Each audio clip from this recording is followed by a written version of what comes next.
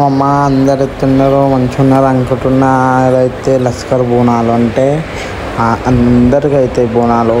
మాకు కూడా ఈరోజు మా ఇంటికి అబ్బి మా అమ్మాయి దాని మాది బోనాలు అవుతున్నాయి. మొత్తం రెడీ అవుతున్నాయి అన్నమాట. బోనాలు తినాలి అన్నీ రెడీ అయిపోతున్నాయి.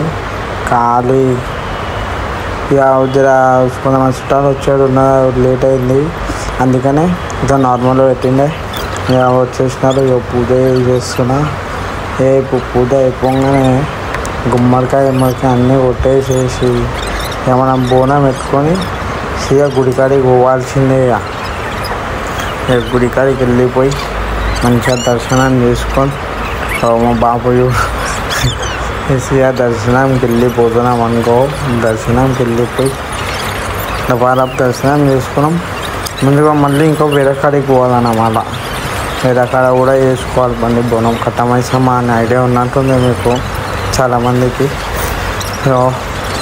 సో పబ్లిక్ మా ఇంటికాడ ఇట్లా ఉంటారు. పబ్లిక్ అంటే ఎక్కువ పబ్లిక్ లేరు, సాయంత్రం వస్తారన్నమాట. మేము వెళ్ళి 4 o'clock అట్లా వచ్చినాము. మిగతా వాళ్ళంతా 5-6 అట్లా వస్తారు. మా అమ్మవారు మా ఇంటికాడ మొత్తం 3 గుళ్ళు ఉంటాయి. వెళ్ళమ్మ, పోచమ్మ, మైసమ్మ. ఓకే మమ్మ గుళ్ళు అయితే విశేషాలుగా రైట్. మళ్ళీ థ్యాంక్ యూ. సన్నా సన్నా సన్నా సన్నా సన్నా సన్నా వాన సన్నా సన్నా సన్నా సన్నా వాన కురిసే వానాలో నా బోనం తడిసే. సన్నా సన్నా వాన కురిసే వానాలో నా బోనం తడిసే. చిత్తడి